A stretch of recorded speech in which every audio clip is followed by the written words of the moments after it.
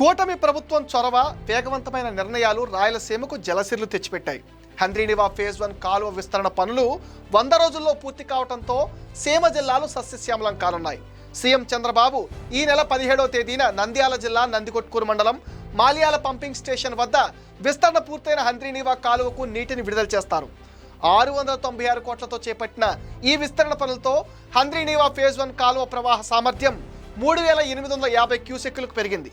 చంద్రబాబు రోజువారీ టార్గెట్ల ద్వారా phase 1, phase 2 కాలువ పనులను పరుగులు పెట్టించారు. ప్రస్తుతం ఫేజ్ 1 కాలువ విస్తరణ పనులు అదనంగా 1600 క్యూసెక్కుల మేర నీటిని తరలించవచ్చు. దీంతో జీడిపల్లి రిజర్వాయర్ను పూర్తి సామర్థ్యంతో నింపవచ్చు. దీంతో కర్నూలు, అనంతపురం, చిత్తూరు జిల్లాల్లో ఆయకట్టు సాగునీరు 33 లక్షల మంది ప్రజలకు దాహార్తి తీరుతుంది. మాలియాల నుంచి జీడిపల్లి వరకు 216 కిలోమీటర్ల మేర హంద్రీనివా కాలువ విస్తరణ పనులు పూర్తి కావడంతో జీడిపల్లి, కృష్ణగిరి, పత్తికొండ, గాజుల దిన్నె సహా స్థానిక రాయలసీమ జిల్లాల్లోని చెరువులను కూడా నీటితో నింపనున్నారు. కాలువ సామర్థ్యం 3850 క్యూసెక్కులకు పెరగడంతో ప్రాజెక్టు పూర్తి సామర్థ్యం మేరకు 40 టీఎంసీల వరద జలాలను వినియోగించుకోవచ్చు.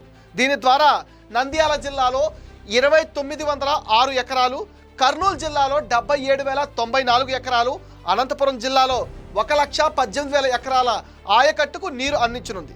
ఫేజ్ 2 ప్రాజెక్టులో భాగంగా అనంతపురం జిల్లాలో 2,27,00,000 ఎకరాలు, కడప జిల్లాలో 37,500 ఎకరాలు, చిత్తూరు జిల్లాలో 1,40,000 ఎకరాల మేర ఆయకట్టుకు నీరు అందనుంది. మొత్తం ఫేజ్ 1, ఫేజ్ 2 ద్వారా 6 లక్షల పైచిలకు ఎకరాలకు సాగునీరు, 33 లక్షల మందికి తాగునీరు అందనుంది. 2014 నుండి 2019 మధ్య కాలంలో హంద్రీనివా విస్తరణ పనులు 47% పూర్తయితే 2019 నుంచి 24 వరకు జగన్ హయాంలో అసలు పనులే ముందుకు సాగలేదు. ఫేజ్ 2 పనుల్ని కూడా నెలాఖరుకు పూర్తి చేసి పొంగనూరు, కుప్పంలోని చివరి ఆయకట్టుకు నీళ్లు ఇచ్చేందుకు ప్రభుత్వం నిర్ణయించింది. దీనికోసం మొత్తం 3,890 కోట్లను ప్రభుత్వం ఖర్చు చేస్తోంది.